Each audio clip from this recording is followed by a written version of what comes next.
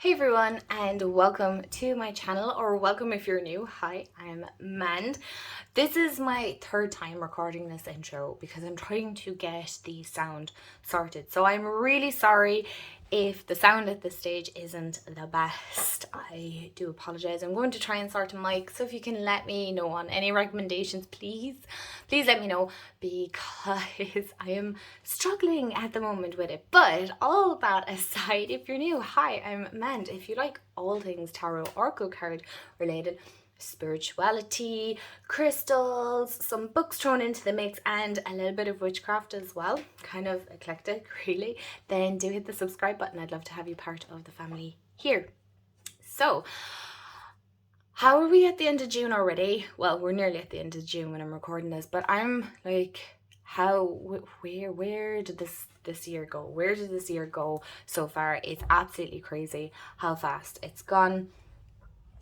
For those of you that may have missed it, I got engaged at the start of the month, so that's really exciting. Like, that's kind of the most exciting news I've had for the start of June. Sorry, so I'm trying to get my recording set up sorted, but what else? We did a couple of road trips down to Cork. So for those of you that don't know, I am from Ireland, and within Ireland we have what we call counties, and we went down to Cork and we went to Skibbereen and Kinsale over 2 different weekends. So in Skibbereen we did the famine experience, which, like, we took the scenic route down, which was absolutely gorgeous. Highly recommend. But we did the famine experience down there in the Heritage Centre, and that was so sombering, so intense, but like really, really informative. So if you want to learn more about the famine, because Skibbereen was kind of one of the most affected places, then definitely go check it out if you're visiting Ireland, or if you're within Ireland and you're looking for places to go. And then we went to Kinsale, and we also did the Cork City Jail when we went down to Kinsale, and we did Charles Fort as well. So that was really, really cool. Highly recommend. If those are your things and you love doing day trips, or if you're visiting Ireland, there's some great places to go visit. So what am I talking about today? I'm going to talk about some decks, crystals, and books. Now, there's not many books because I didn't read a whole pile because, June has been kind of a busy month. I've had a lot going on, and so yeah, grab a snack, grab a drink, and we will discuss some books and crystals and all that goodies. And do let me know in the comments below, how has your June been? What have you been up to? I'd love to know. So the first book I read, and the only book I've finished in the month of June, is Things We Never Got Over. I realize this isn't fully on screen, but here, turn the camera, tablet. If you have a TV, don't turn the TV, just turn your head. By Lucy Score. This is fine. This is kind of like an enemies to lover whirlwind. Good girl moves to town, falls in love with bad boy. All these obnoxious things happen that you're like, that would never happen in real life. But look, it's good kind of escapism, if you want to say. It's fine for the summer. It's fine. It's grind. I wouldn't really rant and rave about it, to be honest. It just took me so long to finish because it was just a busy month.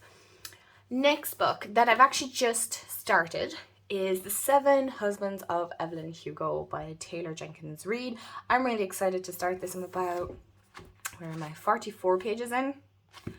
It's good. I'm enjoying it. I really enjoyed Daisy Jones and the Six. That was such a good read, easy read.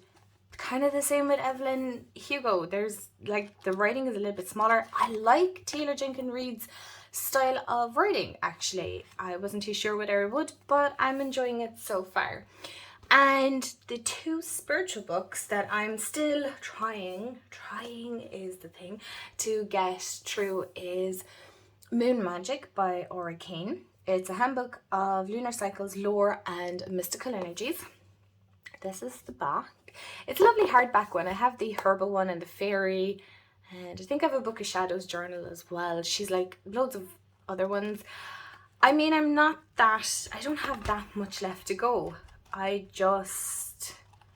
be honest, I probably won't read all of them about the spells and things like that. I mean, I think, You know, I feel like that's something you can kind of dip in and out of, really. That's just a bookmark I made. It's massive. It's too big for this. But that's a book I'm trying to finish. So hopefully I might finish that during the week. Okay, let's not set my bookmark on fire. And the other one that I'm kind of pacing myself through is, sorry about the glare, How to Use Intuition to Elevate Your Craft. Elevate Your Craft, Intuitive Witchcraft by Astria Taylor. This is Llewellyn publication. I've had this, okay, you can't really see if I do it that way. Anyway, this is quite an interesting read. As you can see, I've been tabbing a few bits. It's funny, I don't mind writing into my spiritual books and things like that, but when it comes to novels, I'm not here for it. I don't know why. So I have my like little tabs, my bookmarks, and I'm just like, with spiritual books or witchy books or any of those kind of, I don't even want to say self-help, but you know, those kind of a bit more tougher to read books, I find takes me that bit longer, solely for the reason being is I'm trying to digest the information, right? I'm trying to make sure that it's staying in my brain. So I tend to take my time. I just dip in and out when I don't feel the need to plow through 30 spiritual books in a year, because you're just reading it for the sake of reading it, and I feel these books deserve to be digested and to take their time, you know, take your time reading them and things like that. So next on the list of what I'm going to show you from my June favorites and what I've been working with is my crystals. I'm super excited about this. Actually, first off, I lie, I wanted to show you this. This is the journal I made that I've been actually doing my daily draws in.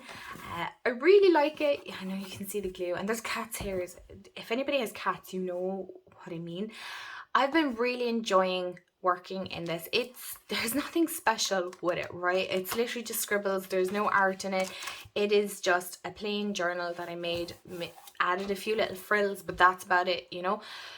I love it. I love working in it. I can just pull this out. If I want to stick bits in, I have the opportunity, and if I don't want to, I don't have to, which is so nice. So it's important to have that within your practice, I feel anyway, personally myself.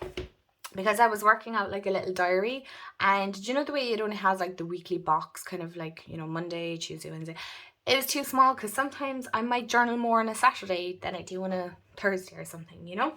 So I just wanted to showcase that really quick.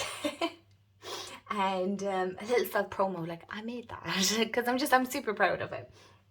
So the crystals, no particular order. It's the same with the decks I'm going to show. There's no particular order and when I worked with them. I think I have the decks in order roughly. But the crystals I worked with, wait till I show you. Who else here loves crystals? Can you see? Selenite, amethyst. Maybe one day I might do a whole walkthrough of my crystals, but we could be here a while, okay? The first one I worked with is this gorgeous clear quartz. I love this. This has the most gorgeous rainbow. Excuse me, can you see that? Oh. So clear quartz is a great one for amplifying. It's the master healer. It's kind of the crystal that you use and substitute for another crystal you don't have, right? You can use these in crystal grids. Mine is a point, so you know, you can use it kind of as a wand. You can use it to direct energy, to bring energy in, to do crystal grids, to charge. What, you know, the uses of clear quartz are just, it's great. It's kind of, because I learned recently, because I'm getting into herbs, that rosemary is basically the clear quartz of the herbs, which is so fascinating. I found that so interesting. Now what I do want to say, because in Ireland it was really sunny, really warm, make sure you mind your crystals in the sun, because some can discolor, some can even, like clear quartz, you know, the reflection and things, it can cause a bit too much heat. So just to be aware of that.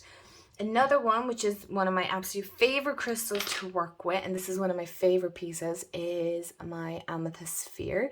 It was one of my bigger pieces many moons ago. I love this because it looks like an eye. Now some people might be freaked out by that, but I love it. I adore it.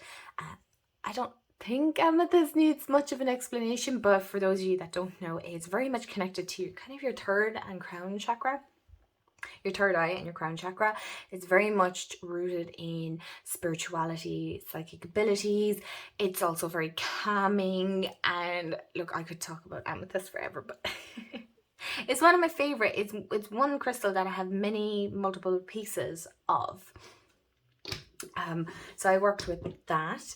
I also worked with, and I'm hoping she'll participate and do what I would kindly ask her, is labradorite, and this is a purple sheen one. Now I'm hoping I'll stand up and see there we go. Like, it's so dreamy. It is so dreamy, so flashy. I love labradorite. Like, oh. This is one of my favorite pieces of labradorite because of that beautiful purple sheen, but you can get ones with the most gorgeous blues and golds, and this is gorgeous. This is a great crystal for, again, your psychic abilities. It's also believed that the northern lights got trapped in the stone, and or the crystal, that's what causes the flash. So I love the idea of having a little crystal of the northern lights. I love that. And I also there's quite a few actually I worked with. Serpentine. Now I actually had to write down the properties because I wasn't 100% sure. This is an interesting piece. I believe I got this in ages ago, but it's supposed to be a tumblestone. This is the biggest tumblestone I've ever seen. But serpentine clears thoughts to help with meditation and enhances spiritual exploration. So can we see a theme here of how it's all about like psychic ability and spiritual awareness and spiritual enhancement, and just kind of really getting into that. I also worked with carnelian. I think carnelian is how you pronounce it, which is a very interesting crystal because I know a lot of people, I know the glare, I'm really sorry, love this, and I wasn't sure, so I only bought it's kind of like a tumblestone palm stone. It's the most beautiful white inclusions here, and I love it. This is a great crystal if you need energy boost. It's very much because of being red, it's very connected to your root and sacral. Actually, I find it can create a lot of creativity as well, but this is a great one if you just need that extra boost. Maybe your cup of coffee isn't working, the caffeine isn't kicking in. This is a great one to work with. And I have 3 more. See, some months I work with a lot, and then other months I might just only work with one. So I worked with also fire quartz, this is called. I'm hoping it picks up the flashes because I swear some of my crystals have the most gorgeous rainbows. I love that. Look, can you see that? Yeah, you can. So I had to write down this one as well. So this strengthens positive energies. It combats negative energies, and it purifies the aura, so I intuitively feel drawn to whatever crystal I want to work that day. Sometimes I know the meanings of the crystals in my collection, and sometimes I don't, and I want people to know that that's okay, because if you're like me, you have a multiple stash or a huge collection of crystals, so you're not going to know nor remember every crystal property or name. There's some crystals there I've completely forgotten the names of. So I worked with that, I think more so for calming. It felt really calming to me, so that would explain purifying the aura, because I do feel energetically June was quite heavy. And I have 2 kind of glittery ones now to show, but they're not glittery, it's the mica that's in it, or mica. This is strawberry quartz. It's one of my other favorite crystals. I adore strawberry quartz. I must stand now to see, is the flash showing? Yeah. How beautiful is that? So strawberry quartz is very much connected to your heart chakra. It's very much along the lines of rose quartz. That's the crystal I'm thinking of. This is a really hefty piece, but this is very much along the lines of a rose quartz. So it's very much about self-love, loving energy, bringing in love, and kind of expressing yourself as well. It's a great one for expressing yourself. And the last one, I believe I showed this in a May favorites as well, is my unicorn crystal. So this has lepidolite, pink tourmaline, smoky quartz, I believe, and there's something else. So lepidolite is a mica makeup. No, I don't quote me because I don't have all the correct terminology, but that's what gives it its kind of glitterness.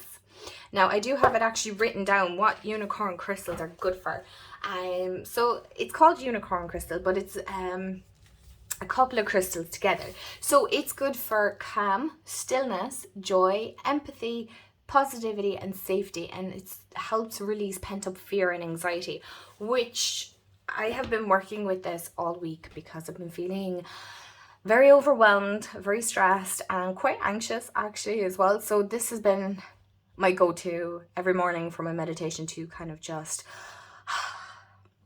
remind myself that it's okay, it'll be okay. So this is a gorgeous one. I know I'm missing probably a few more crystals that are in this, but the main ones are lepidolite and pink tourmaline, and I do think there's smoky quartz, but I'm not 100% sure. So these are the crystals that I worked with. I mean, what a gorgeous stash that I have been very lucky to own and to work with. So let's get on to the decks that are beside me. They are just calling to be shown. Okay, so I'm really sorry about this little glare. I'm trying to still play around with lights here and stuff, but this, for those of you that know, this is the Wisdom of the Oracle by Colette Baron-Reid, and this is quite a glossy deck. So the first pairing that I want to talk about, and I'm hoping this shows up kind of okay. If I move it off here, does that work a bit better? I know it's a bit away from it, but with the Luna Sol Tarot. So this is a Hay House. This is Liminal 11. I'll just quickly show the boxes so you guys can see. So that's the Luna Sol, and that is Wisdom of the Oracle. These were an interesting pair, I have to say.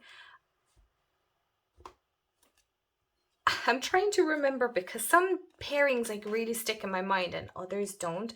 I do feel they worked good together. I felt like now that I'm looking at them, like, yeah, they actually really did. I think the only thing that got to me is this is matte, this is glossy. That's definitely me. Time for a nap. Like, I definitely need a nap. But yeah, I feel like these really complemented each other. They were quite soft and gentle messages. Like, the artwork is complete opposites, but I feel like the color palette works together, and sometimes that means quite a lot to me because color plays a huge part in the way I read cards and imagery and things like that. Even though I don't mind if a deck is like black and white either, but I do tend to prefer slightly more colorful, not so much pastel. So this is kind of a surprising combination, but I do enjoy these. I really did enjoy these. Chaos and conflict, like, they do complement each other. So there's not much I can really say about this. It's just that, sorry, you can hear my dog scratching. He just loves being in here with me, and he loves, especially when I'm recording, he just loves chilling out. So I need to get him like a little bed, to be honest. But I definitely found this was kind of a great way to kind of enter into that summer season. Does that make sense? That it was really, oh, very cool, that it was just a nice introduction to that energy. I didn't feel like these were overly bearing messages. They weren't very difficult to interpret interpret nor read. It was very clear, straight to the point. It was kind of like, I don't want to say a sharpshooter, but it was just like clear to the point. You could get more depth if you wanted to sit with it longer, but it also made its message loud and clear. So that's pretty much all I have to say about that, really, to be honest. Like I said, this was one of these decks that I didn't work with, or don't work with a whole pile, so I kind of wanted to work with it a bit more. So that is, like I said, the Lunasol with the Wisdom of the Oracle. The next pair that I worked with was the Muse Tarot with the Starseed Oracle. So this is by Chris Ann, and this one is by Rebecca Campbell, and the artwork is by Danielle Noel. First of all, these backs, can we just admire like how gorgeous. Now all the decks I'm showing are mass market, so they're easily accessible and everybody can get them. I have no problem with indie decks, just what with being in Ireland, it's very difficult to get decks, and of course it's even a bit more challenging now to get mass market because with Book Depository being gone. Can we start a petition to get Book Depository back? Is that even possible? So this is a very interesting pairing. I need to check to make sure. Yes, so this is actually picking up the colour quite well. So for those of you that, actually I don't even think I mentioned, I finally got a new phone. I needed to get a new phone so bad. So I got one, and for those of you that know, I record on my phone. Very, very professional here, but you know, again, like I said, we're working on a budget, you guys. This was very interesting. Now, I love Rebecca Campbell's decks. I particularly love her Work Your Light Oracle. Myself and that Oracle deck went through some journey because I really did not like that deck when I first got it. I had no idea why I bought it because I'd seen it on a YouTube video and I loved it, and I was like, wow. And then it came into my collection. Well, it was a very small collection at the time, and I was like, I don't like this. And it sat on my altar for like the longest of times until one day I just picked it up and I pulled a few cards and it just resonated, and it has become I don't want to say a favorite, but close enough to a favorite. So, and I love her Rose Oracle, but the Starseed one I'm not so sure about. I don't know why. I feel like these two together bring a very celestial feel. Oh, like look at that. The Magician, big picture thinking, Pallades, energy, visionary, inspired ideas. I love that, with the Magician being about manifesting, and you have all the tools that you need to bring forward and connecting with the divine and things like that. But I'm not sure how much interest I truly have within that kind of starseedy feel to things. I'm not really sure. So that's why I'm kind of wanting to look at her new deck, Rebecca Campbell's new deck, the Healing Waters, because I do like her decks. I really do like her decks. The only thing I'm sad is that the Work Your Light isn't of the same kind of box like this one and the Rose Oracle. Otherwise they'd all be the same, but anyway. But yes, I found this to be quite an outer worldly experience, to be honest. I feel this would be very good for that like crown chakra work, but with the kind of rootedness with the Muse Tarot, right? So it's kind of like, I suppose the way I describe it really is your crown and your root chakra working together. So you're working higher, but you're being rooted as well at the same time.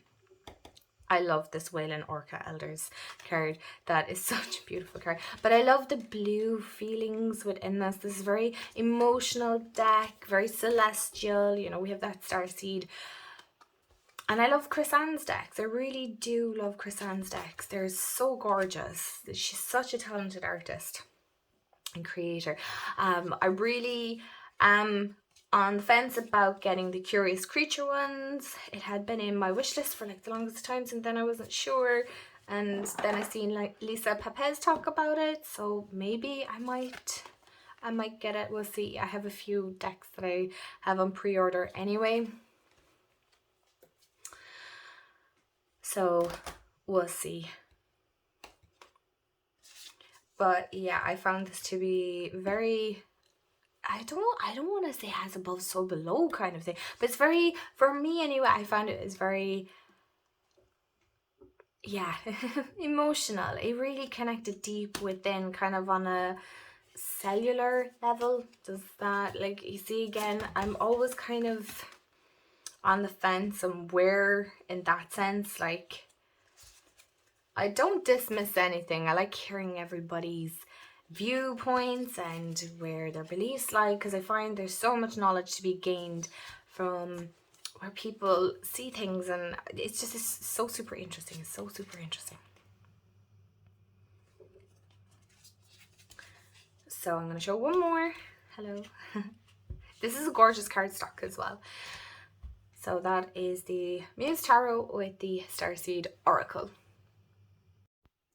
And the last pairing I'm going to show today is the Ghosts and Spirits Tarot by Lisa Hunt, and then we have the Earthly Souls and Spirits Moon Oracle, mouthful, by Terry Foss. This was such an interesting pairing. Now, I agree with a lot of people. I only got this deck back in February, March. I got it for I picked it up for my birthday. I can't remember where, but the board, like, the backs are gorgeous, but then you turn it around and they're more like a beige parchment look, and then they're white on this side. So I'm not really sure printing wise what was going on there. I just need to make sure that the pictures are in frame, kind of. It's a little bit washed out, you guys. I'm really sorry about that. And then we have the Oracle, the Earthly Souls and Spirits Moon Oracle. This was such an interesting combination. Now, what I would say is the Ghosts and Spirits Oracle felt very ancestral to me.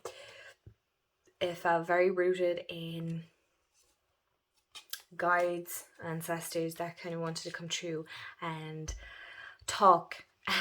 And I have quite an interesting, like, this had so many cards that jumped out. It was phenomenal, absolutely phenomenal. Phenomenal, I can't even say the word now. I don't have many tarot decks where cards literally just fly out. Now, some people might say that's the way you're shuffling, you know, again, it's down to your own beliefs and how you see things, but these were very specific. It was very interesting, very, I want to say eye-opening. I really love this deck. I haven't worked with it enough, but I really kind of like, yeah, I love this deck. I really love this deck too. And it's another one I kind of want to work with more, but I feel like I want to dive more into this. I wish there was like more of a bigger guidebook on it. Now, the guidebook is great, don't get me wrong, it's pretty good, but I feel like it could be more in depth. It gives us just enough, but I feel like there could be a bit more with it. So these artwork styles are very interesting. They're not very alike at all. Not really similar. Maybe color palette wise they might be a little similar, but other than that they're not. But they complemented each other very, very well. I really enjoyed it. I really like Lisa Hunt's art style. I thoroughly enjoy it.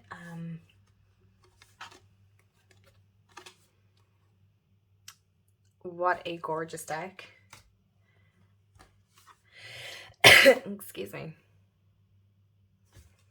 Yeah, and I felt like these gave very in-depth, precise messages that felt sometimes very specific, to the point where you're like, okay, thank you so much. Anybody else has that kind of deck where they're like, okay, yeah, thanks. I only came for a small message and here you are giving me a whole load to unpack and think about. So that is the Ghosts and Spirits Tarot with the Earthly Souls and Spirits Moon Oracle. So if you have reached the end of this video, pop a purple heart emoji with a flower of your choice. to let me know that you've reached the end of this video. Thank you so much if you have watched to the end. I always appreciate it, and I appreciate you spending this time with me. And yeah, I'm just so grateful for you. You're such a awesome bunch here. So guys, I hope you have a wonderful day, evening, or night, wherever you are in the world, and I will chat to you all in the next video. Bye guys.